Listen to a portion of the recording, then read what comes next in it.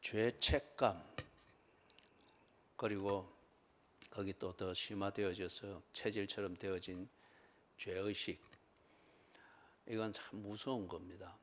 그 사람의 성격과 성향과 인격을 아주 근본적으로 확 바꾸어 놓죠.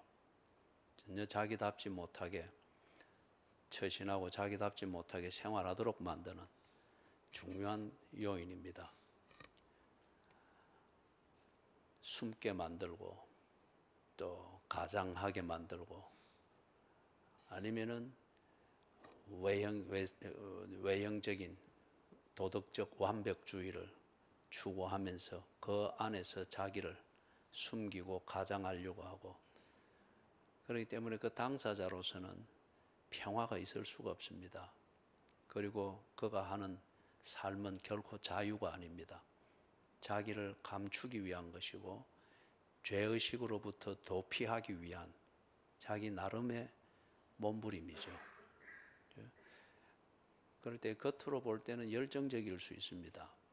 그리고 도덕적으로 참 선하게 보일 수 있습니다. 그리고 어떤 면에서 보면 또 소시오패스적인 성향으로 참 동정심이 가고 불쌍하게 여겨질 수가 있습니다. 나를 보는 사람들의 그 시선, 그것으로부터 내가 위안을 받고 괜찮은 척 하려고 하는 그러한 의도를 가지고 행동들을 자꾸 하기 때문에 그는 결코 자유로울 수가 없습니다.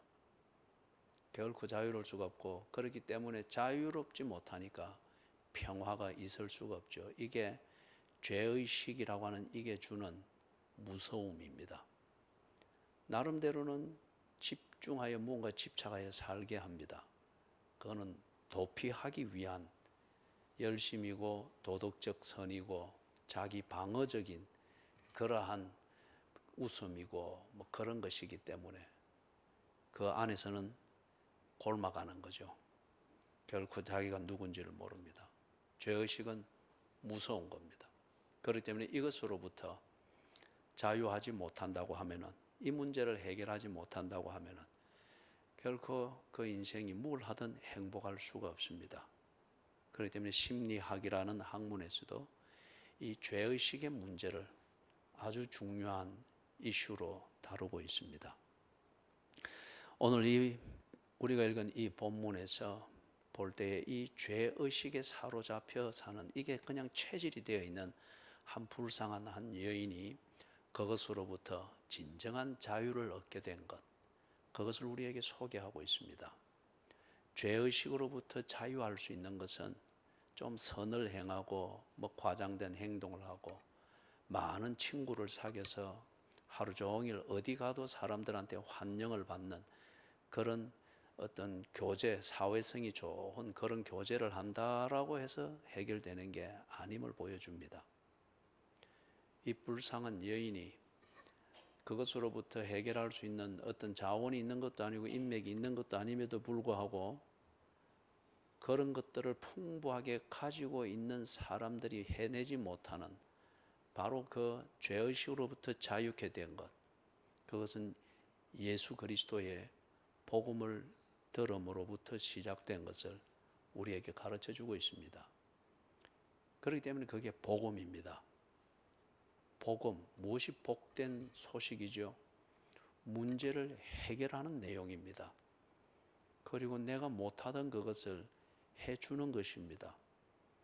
그리고 그것이 언제나 때로는 내게 불편할지라도 거기에 나로 하여금 가야 될 길을 가게 하고 있어야 될 곳에 있게 하고, 그리고 내가 찾아야 될 내 정체성을 바로 찾게 하는 것, 그리고 시간이 지난 뒤에는 언제나 후회가 없고 보람이 넘치도록 그렇게 나를 인도해 주는 그 내용의 소식이 복음이죠.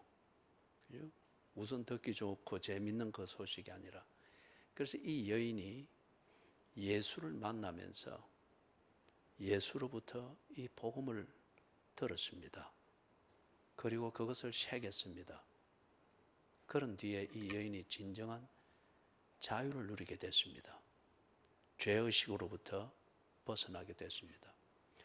여러분, 왜 우리가 범죄라 일컫는 그러한 행위, 십계명에서 원론적으로 탁탁 정의를 해놓은 것처럼 부모를 공경하고 살인하지 말고 간음하지 말고 도둑질하지 말고 거짓말하지 말고 탐욕을 채우려고 수단 방법 가리지 않고 사는 것, 그런 거 하지 마라. 왜 그러죠?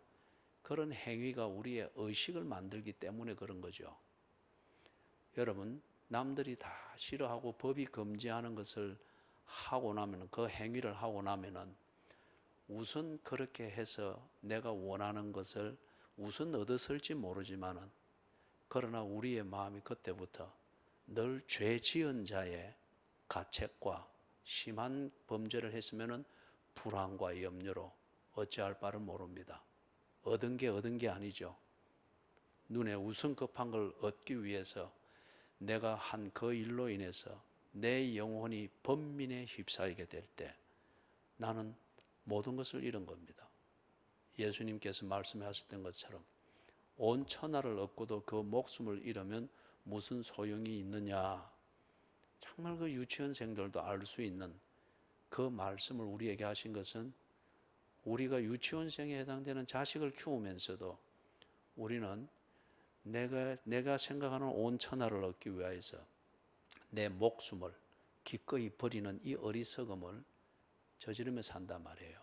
이게 범죄지 않습니까? 그렇기 때문에 범죄를 통해서 얻는 것은 얻는 게 아니죠. 다 잃어버리게 만드는 거죠. 그게 우리로 하여금 죄의식을 가지게 만드니까 범죄하지 말라는 겁니다. 그죠? 바로 살아난 거죠. 그런 것이 우리의 의식을 만들고 죄의식에 사로잡히게 될 때 모든 것을 잃어버리니까. 이 여인이 어떤 사람인가부터 보십시다. 36절, 37절, 38절에 이 여인이 예수님이 있는 자리에 나타났습니다. 그 동네의 분위기로 봐서는 이런 자리에 이 여인이 나타나서는 안 됩니다. 그런데 이 여인이 예수님이 거기에 있다는 소식을 듣고 예수를 만나기 위하여서 그냥 그 자리에 나타났습니다. 그런데 그 여인이 그 동네에서는 알려지기로는 37절을 보니까 그 동네에 죄를 지은 한 여자다, 그렇게 되어 있습니다.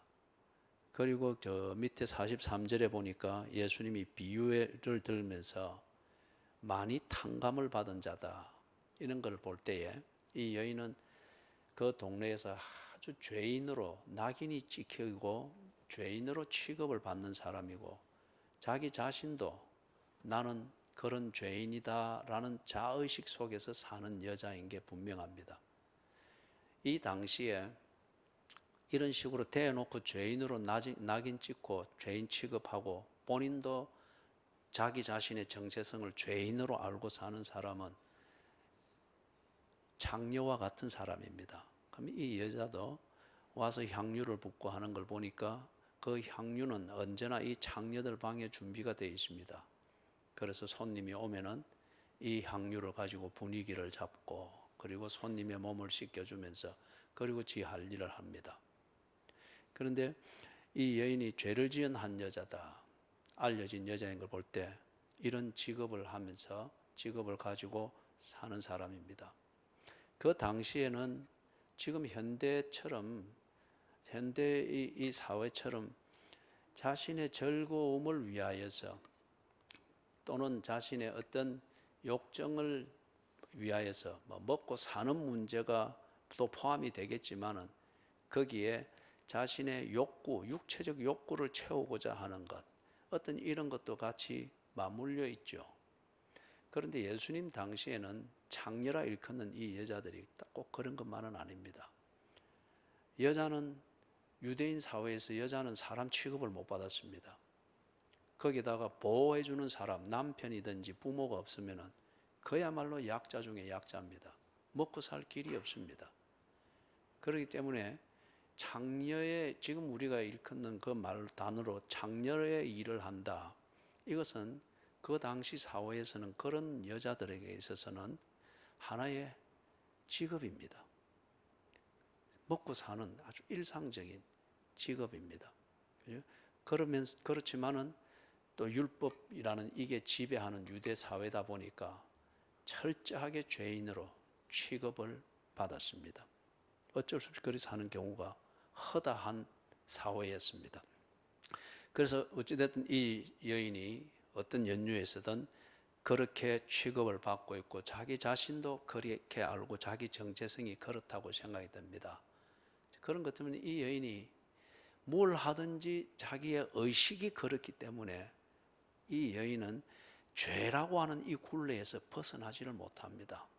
죄 지키기 위하여 밥 먹고 죄인으로 살기 위하여서 뭐 챙기고 그 의식을 못 벗어납니다.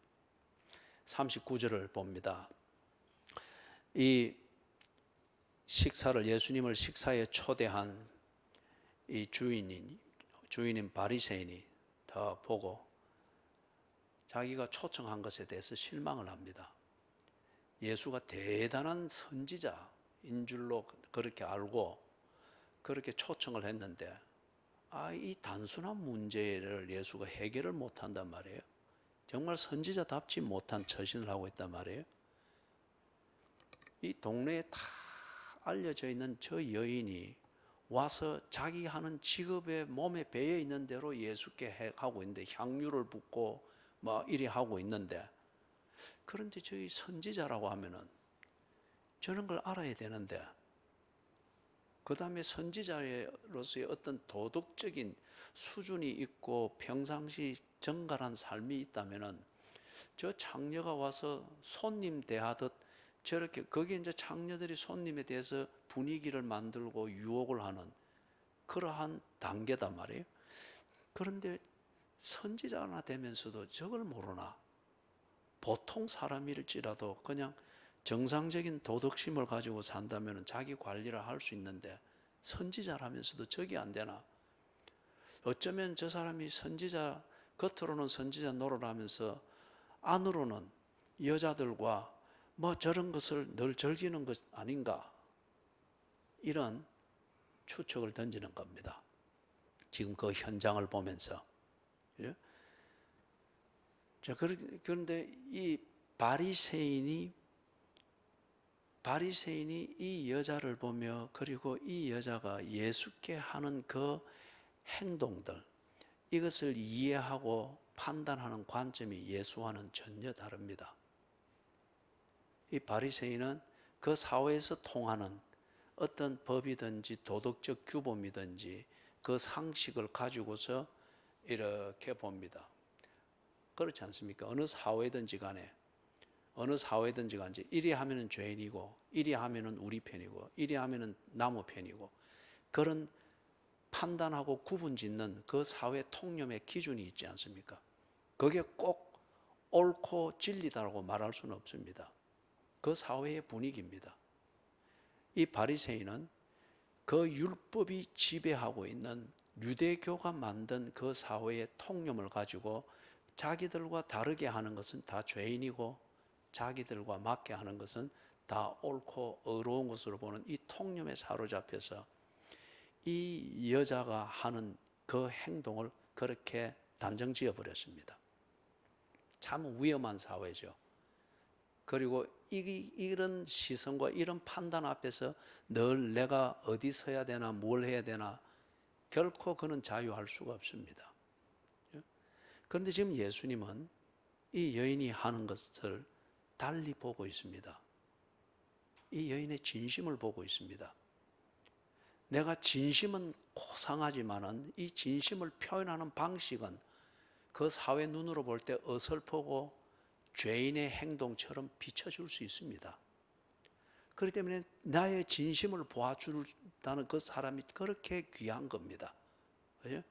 정말 내 진심을 보아주고 내 진심을 챙겨주는 그가 진정한 의미에서 친구지 않습니까? 그래서 하나님이 아브라함을 뭐라 불렀습니까? 내 친구면 내 벗이라 그랬습니다.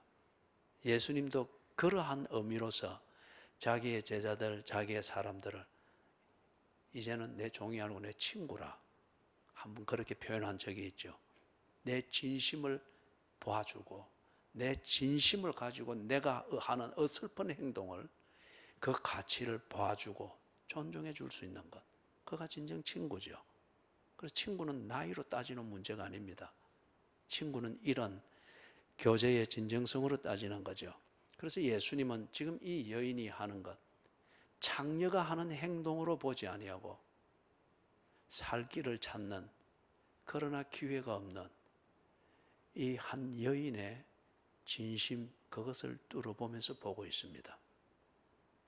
얼마나 참 감사하고 그 자체가 얼마나 위로가 됩니까?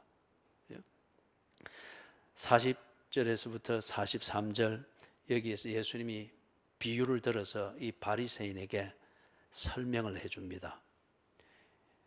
비유는 무언가를 알아야 될 그 핵심을 설명해 주기 위해서 사용하는 방식입니다.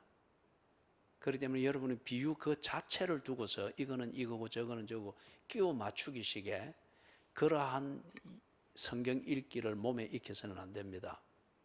지금 예수님께서 이걸 바리새인에게 가르쳐 주기 위해서 앞에서 말한 대로 너는 왜 이 여인의 진심을 보지 못하느냐? 이 진심, 이것은 순수한 것이고 이거는 거룩한 것이다. 그런데 이 여자는 이 진심을 사람들이 다 알 수 있도록 그렇게 표현하고 전달할 만한 재주도 없거니와 그럴 만한 돈도 없거니와 인맥도 없거니와, 그리고 평상시 사람들과 많이 교제가 되어서 내가 이리 말해도 이렇게 진심을 알아들을 수 있는 그런 교제의 밑바탕이 되어 있는 사람이 아니기 때문에 그 진심이 사람들에게 오해를 받을 수 없지 않느냐. 너는 그런데 그걸 왜 보지 못하느냐. 그걸 가르쳐 주기를 위해서 이 비유를 40절에서부터 43절에 이 내용을 들고 있는 겁니다. 거기서 보니까 핵심은 43절에 많이 탕감함을 받은 자니라 그렇게 되어 있죠. 많이 탕감함을 받은 자다. 예를 들어서 여러분 집 한 채가 다 날아갈 정도의 지금 빚을 지고 있고 이걸 지금 메워야 되는 그 날짜가 내일인데 아무 대책이 없습니다. 그런데 지금 나한절판인데 또 와가지고 은행에서 와가지고 뭐 어찌된 영문인지 당신의 빚은 다 탕감해 줍니다. 앞으로 이 빚에 대해서 염려하지 말고 이 대출에 대해서 염려하지 말고 새 출발을 하십시오. 이래 했을 때에 얼마나 고맙겠습니까? 그죠? 너무 고마워서 할 말이 없겠죠. 그죠? 너무 고마워서 지금 그런 비유를 가지고서 지금 예수님이 설명을 하는 거예요. 자, 그러면 여기서 볼 때에 지금 44절에서부터 47절에 나오는 이 설명, 비유가 의미하는 그 설명을 예수님께서 바리새인에게 하는 것을 볼 때에 이 여자는 많이 탕감함을 받았다 하는 이 의미는 뭐냐? 이 여인이 사회로부터는 유대교의 율법과 종교적 이 관습이 지배하고 있는 그 틀에 결코 들어갈 수 없고 수용되지 못하던 이 여인이 그렇기 때문에 살 길이 없습니다. 지 진심을 한 번도 통해 볼 수가 없습니다. 그런데 이 여인이 예수를 만나고 그리고 예수의 말씀을 듣고 예수님께서 사람을 대하시는 것을 보면서 이 여인이 저분은 바로 나를 위해서 설교하고 있구나. 저분이 하는 가르침은 바로 나 같은 사람이 들으라는 말이구나. 저분이 사람을 대하는 것, 병든 자를 고치고 눈먼 자를 보게 하고 저는 자를 바로 걷게 하고 그리고 문둥병이 걸려 저주받은 자라 취급받는 자를 깨끗하게 나음을 얻게 하는 이 일들을 하는 것을 보니 바로 나와 같은 자, 살아서나 정말 창녀라는 관 속에 처박혀서 생매장되어 있는 나와 같은 이런 인간을 살리고 걷게 하고 보게 하고 세살을 돋게 하는 바로 그런 분이구나. 저분의 말씀이 바로 그런 삶을 주는 것이구나. 그걸 듣고 이 사람이 그걸 전적으로 의지하게 된 거예요. 지가 지금 살았는지 거듭났는지 예수님 이거 대해서는 모릅니다. 배운 게 없으니까. 그리고 경험한 게 없으니까. 예?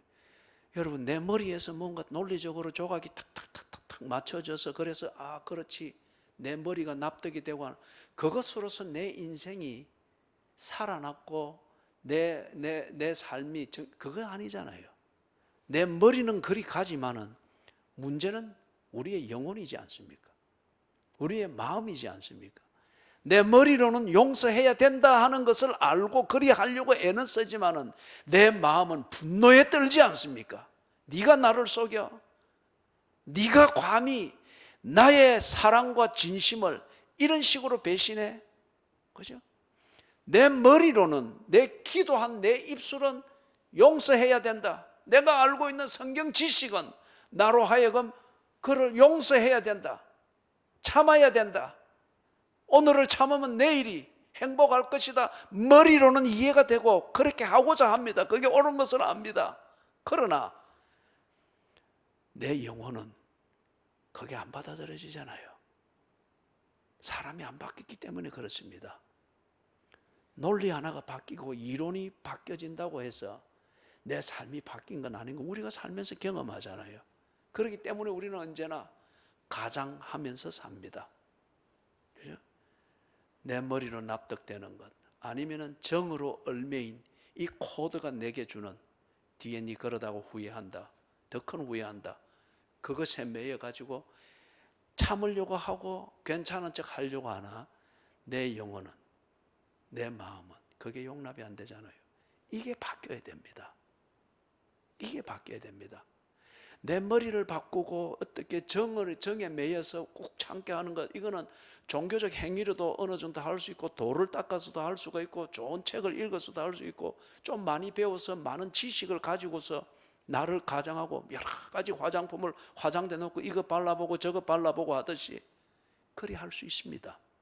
그러나 내 영혼이, 내 마음이라는 이것으로서 언제나 표현되어지는, 드러나는 내 영혼의 상태가 바뀌지 않는 이상 나는 자유할 수 없습니다.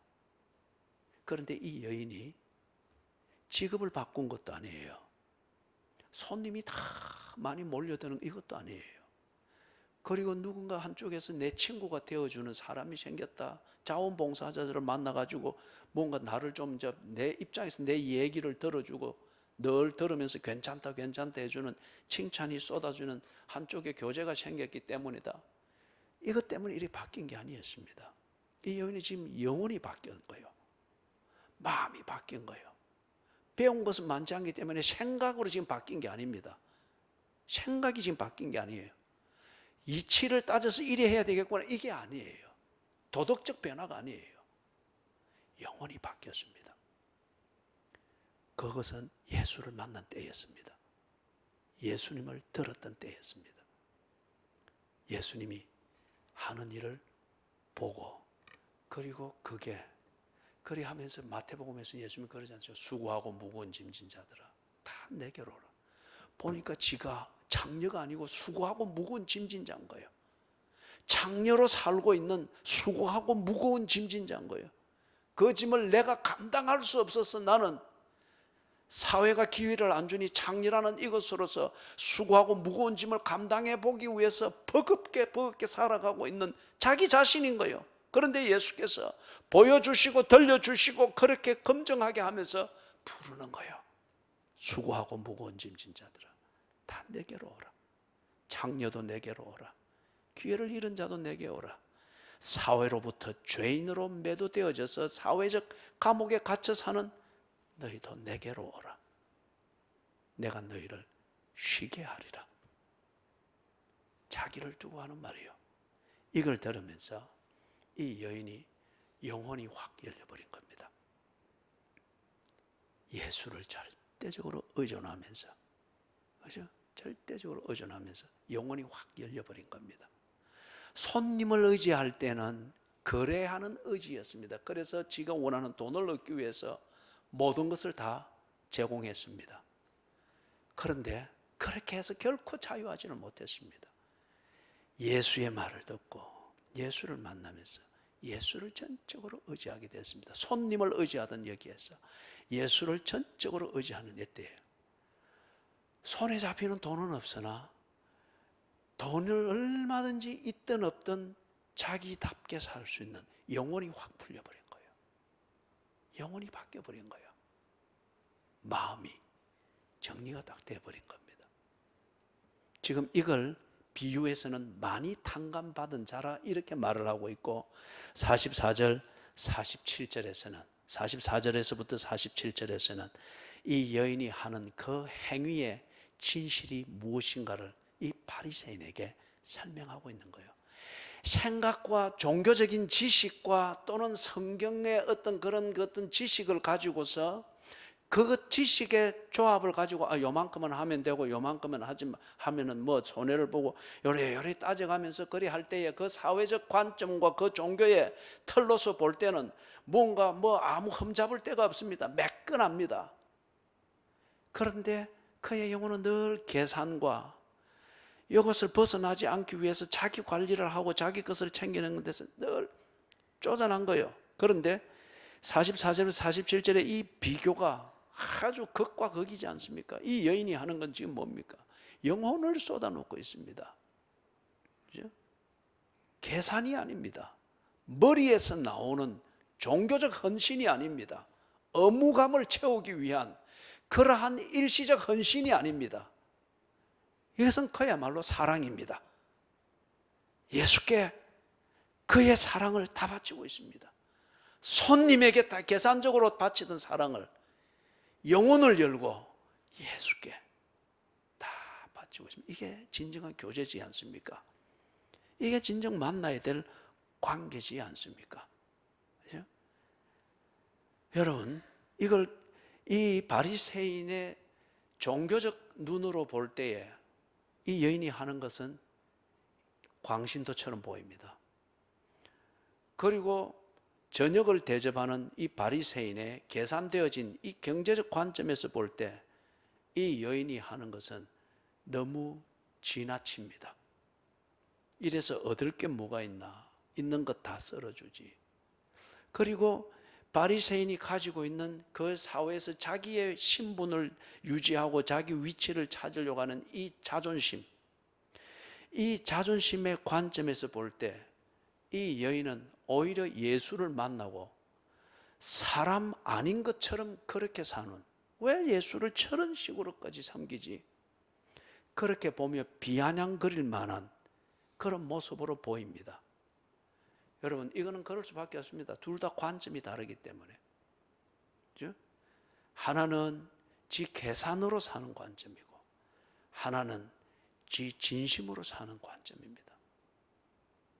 하나는 자기 중심적인 관점이고 하나는 내게 은혜를 베풀어 주신 예수를 섬기고 나도 예수님께 보답을 해야지 하는 이 관점입니다. 하나는 지옥의 관점이고 하나는 구원받은 자 천국의 관점입니다. 그렇기 때문에 지옥이 천국을 제대로 볼 수 없습니다. 천국이 지옥을 제대로 천국이 결코 지옥을 보며 부러워하지 않습니다.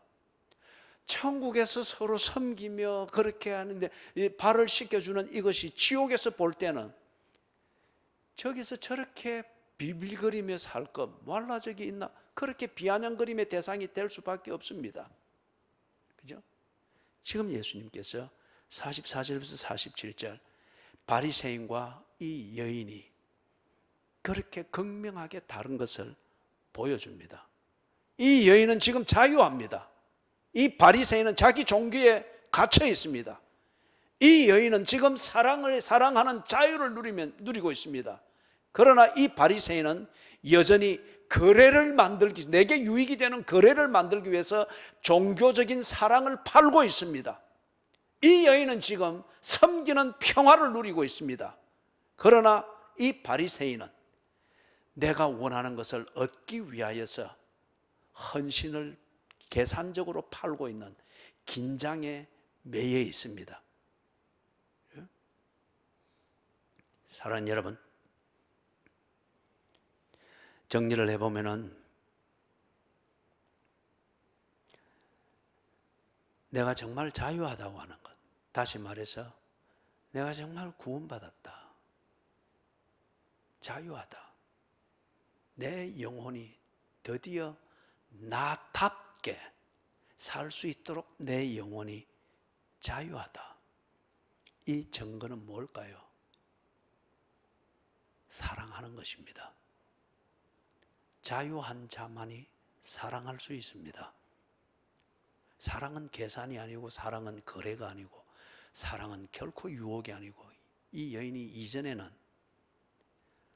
자기가 원하는 수입을 얻기 위하여서 남자 손님들에게 사랑을 팔았습니다.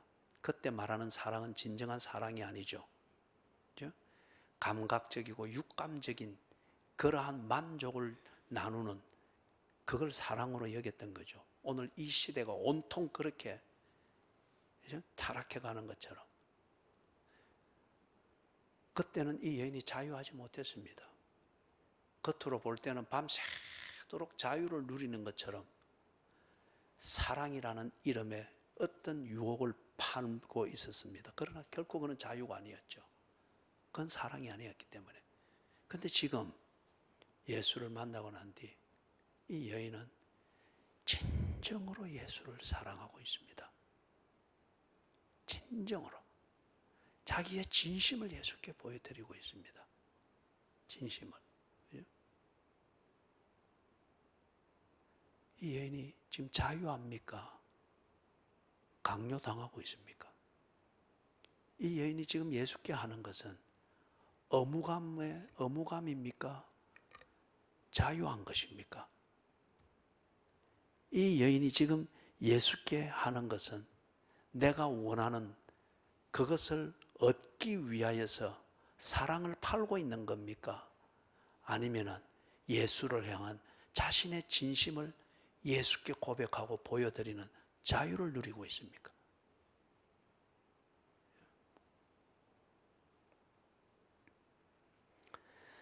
사랑하는 여러분, 정말 내가 자유하다고 하는 것은 내 진심을 표현하고 내 진심을 주는 이 사랑으로 증명이 되는 것입니다. 거꾸로 말하면 내가 누군가를 그렇게 사랑할 수 있다고 하는 것, 사랑은 호들갑 되는 게 아니죠. 내가 누군가를 그렇게 사랑할 수 있다는 것, 내가 예수를 그렇게 사랑할 수 있다고 하는 것, 그것은 내가 진정한 자유인이라고 하는 증거입니다.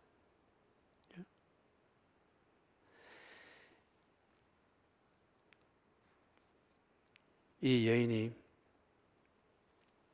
이렇게 하는 게 우리 조금 더 덧붙여봅니다. 이 시대가 워낙 그렇게 왜곡되어져 있기 때문에 제가 어느 유튜브를 통해서 아주 유명하고 인기 좋은 그 자기 개발 그 분야의 어떤 강연을 이래 한번 서칭을 해봤습니다.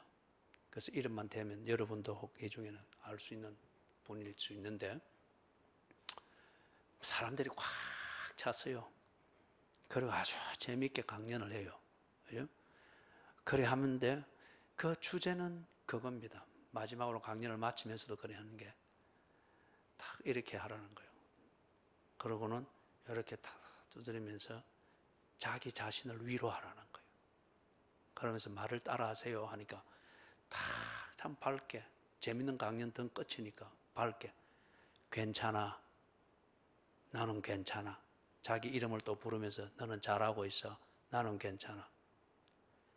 그러고는 확 박수치고 막 싹 끝이 나는 거예요. 여러분 정말 그걸 괜찮습니까? 내가 나를 위로하라고 하는데 내가 나를 위로할 수 있습니까? 자기 스스로에게 괜찮으면 다 됐다라고 주문을 하라고 합니다. 그게 이 시대에 사는 방식이고 포스트 모더니즘의 부유물입니다. 정말 당신 자신에게 괜찮으면 괜찮습니까?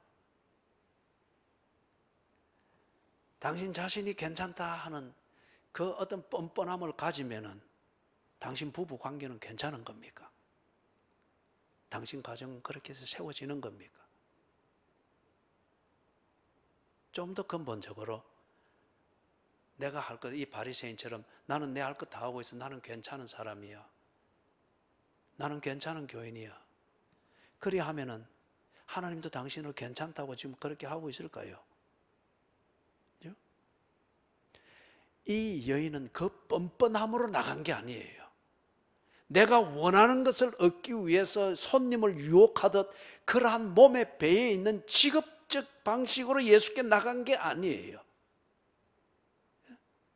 결코 나는 괜찮아 하는 이 뻔뻔함으로 나간 게 아닙니다. 이 여인이 예수께 나아갔던 것은 예수님이 지금 이 여인에게 가르쳐 줍니다.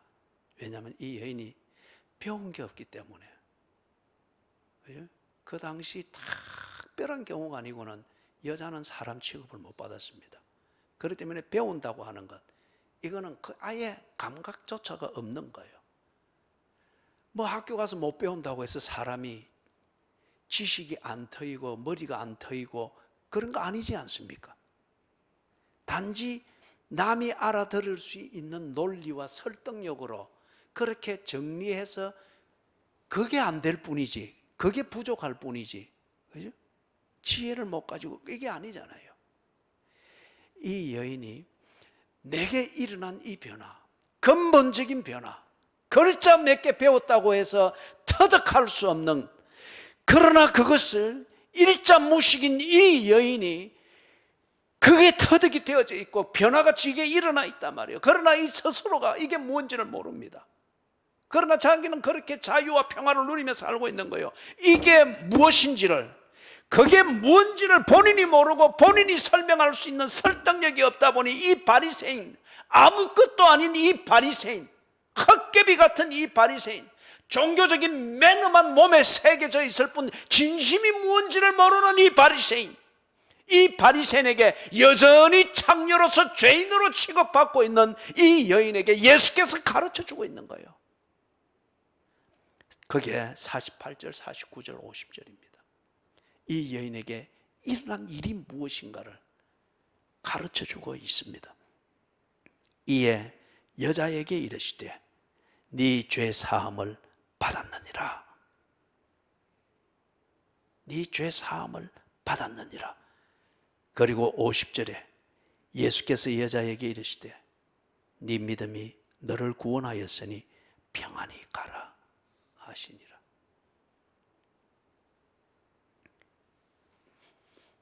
여러분, 이 여인은 예수를 만나고 먼 발치에서 그 사회로부터 죄인으로 취급을 받으니 사람들 모여 있는 곳에 가운데로 들어가겠습니까? 해집고 앞자리를 가겠습니까? 웬만해서는 그런 용기가 없을 거예요. 죄인으로 취급받다 보니 자기에게 중심에 언제나 죄의식이 똘똘 말려 있으니 언제나 숨으려고 했을 거예요. 그러나 살고자 하는 욕망은 누구에게 있는 것이니까 어느 날 예수님의 설교를 들었습니다. 그리고 마음이 끌렸습니다. 예수님이 또 어디에 있다 할 때 찾아갔습니다. 병자를 고치는 걸 보고 눈문 자를 보게 하고 나병 환자가 저주받은 자로 정상생활 한 번도 할 수 없는 기회를 박탈당한 자를 깨끗하게 고쳐서 정상적으로 하게 하고 저는 자를 걷게 하시고 그리고 그렇게 하는 모든 것, 인생의 장애들을 가지고 있고 영혼이 뒤틀려 있는 자들, 이와 같이 너희들도 보게 될 것이고 걷게 될 것이고 너희는 죄인이기 전에 인간이다. 너희는 지옥 자식이기 전에 하나님의 형상이다. 사회에 의해서 뒤틀어졌고 기회를 박탈당했기 때문에 사람들이 죄라 일컫는 그 범죄의 행위로 먹고 살기 위해서 몸부림쳤다. 그러나 네게도 진심이라고 하는 것이 있다. 이 진심을 챙겨주시는 하나님의 구원을 얻으라. 이것을 설교하고 보여주고 믿도록 예수께서 말씀해 줄 때 한 번, 두 번, 몇 번인지는 모르나 예수님을 듣고 보고 새기면서 그게 내게 주는 하나님의 말씀이고, 내 손을 붙들어 일으켜주는 하나님의 힘이고, 내 진심을 귀히 보고 품어주는 하나님의 품이고, 그리고 세상은 나를 죄인이라 하여 시궁창으로 꾹 눌려버리나 거기까지 내려와서 나를 받들어 올려 남이 걷는 그 길을 걷게 하시는 하나님의 구원인 것을 그 영혼은 깨달은 거예요. 말로는 설명이 안 되나 그 영혼은 깨달은 거예요. 예수께서 이걸 가르쳐 준 겁니다. 네가 구원을 얻었느니라. 네가 예수를 믿어. 네 몸짓은 창녀의 몸짓이고 네 하는 섬김은 창녀가 손님에게 향유를 붓고 닦아주듯 그러한 것이었으나, 그러나 나는 네 진심을 안다. 네 진심으로 여전히 사회로부터 비난을 받을 수 있는 몸에 배어있는 방식으로 네 진심을 표현하나 나는 네 진심을 정말 아름답게 받느니라. 네가 그 진심을 표현할 수 있다고 하는 것, 어떠한 부담과 네를 보는 시선을 의식하지 않고 네 사랑하는 자를 향하여서 네 사랑의 진심을 남김없이 표현할 수 있다고 하는 것은, 그 자유를 누릴 수 있다고 하는 것, 그것은 네가 구원받았기 때문이니라. 딸아, 너는 더 이상 창녀가 아니다. 너의 정체성은 죄인이 아니다. 너를 지배하는 것은 사회가 네게 주입해 놓은 죄의식이 아니다. 그 족쇄로부터 이제는 벗어나라. 너는 수고하고 무거운 짐진 자를 부르시는 주님을 믿고 주님과 함께한 하나님의 딸이니라. 평안히 가라. 죄의식에서 자유할지니라. 지금 네가 누리고 있는 자유, 이 자유를 누리면서 평안할지니라. 세상이 뭐라 할지라도 너는 하나님의 은혜를 입어 구원을 얻은 하나님의 딸이니라. 이걸 정리해 주고 있습니다. 이 여인이 예수께 이런 향유를 붓고 발을 닦고 섬겼기 때문에 구원을 얻었다, 이게 아니고, 이 여인이 예수를 찾아가 그 진심 어린 사랑의 섬김을 보일 수 있었던 것은 예수의 복음을 들으며 변화가 일어났기 때문입니다. 그걸 예수님이 성경 공부하듯 그게 무언가를 가르쳐 주는 것이 48절, 50절의 이 내용입니다. 사랑하는 여러분, 어떤 힘으로 우리는 살까요? 나를 지켜보고 있는 시선을 의식할 때에 우리는 의무감에서 못 벗어납니다.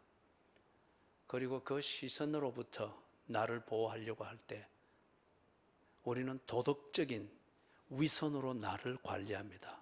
화장품으로 내 얼굴을 찍어서 다른 좋게 보이는 사람의 이미지를 만들듯이 도덕적인 선으로 나를 괜찮은 척 가장하려고 합니다. 그러면 그럴수록 내 안에 영혼은 썩어 문드러집니다. 여러분은 진정 자유합니까? 그래서 여러분은 평화를 누리고 있습니까? 사랑하는 자유를 누리고 있습니까? 섬기는 자유를 누리고 있습니까? 여러분의 진심을 전달하기 위하여서 여러분의 것을 기꺼이 나누는, 때로 여러분 옆에 사람이 볼 때에 걱정이 될 정도로 여러분의 사랑의 진심을 나타내기 위해서 있는 것을 때로는 한계 없이 그렇게 베푸는 이런 자유를 누리고 있습니까? 자유를 누렸다고 하면은 여러분은 평화로워야 됩니다. 혼자 있는 시간이 평화로워야 됩니다. 여러분의 양심과 대화가 될 때에 충돌이 없어야 되고 평화로워야 됩니다. 이것을 누리고 있습니까? 여러분, 이거는 책 몇 줄 읽는다고 되는 게 아니고 종교적 의무감에 충실한다고 되는 게 아닙니다. 내 머리로는 납득이 되고 설득이 되는 걸 만들 수 있을지 모르지만 내 영혼이 그 자유를 누리지 못한다고 하면은 여러분 그게 또 얼마나 우리를 힘들게 만드는 것입니까? 복음을 들으십시오. 예수를 만나십시오. 예수의 하는 말을 들으십시오. 그리고 그 내용을 듣고 믿을만 하면은 전적으로 의지해 보십시오. 여러분이 지금까지 예수 없이 돈을 의지하고 생계 이거 하면 먹고 살 것이라 믿는 그것을 의지해서 그것을 위해서는 여러분이 밤이고 낮이고 빨딱빨딱 일어나지 않습니까? 그것을 위해서는 여러분의 몸이 한쪽이 부서져도 그것을 위해서는 아무 변명 없이 하잖아요. 그게 믿는다는 겁니다. 그걸 믿어서 여러분 지금 자유합니까? 그죠? 그렇게 예수를 믿어보십시오. 예수의 말씀을 믿어보십시오. 그 말씀이 진실이라고 하는 것을 분명히 스스로 검증하도록 하기 위해서 십자가의 사건, 이것을 우리로 하여금 기억하게 합니다. 그죠? 예수를 그렇게 믿어보십시오. 그러면은 여러분이 남이 다 알아들을 수 있고 여러분의 지성이 또한 납득이 되도록 논리적으로 설명이 되고 그건 정리가 안 되더라도 여러분의 영혼과 여러분의 삶은 이미 자유를 누리고 있을 것입니다. 다 같이 함께 기도하십시다.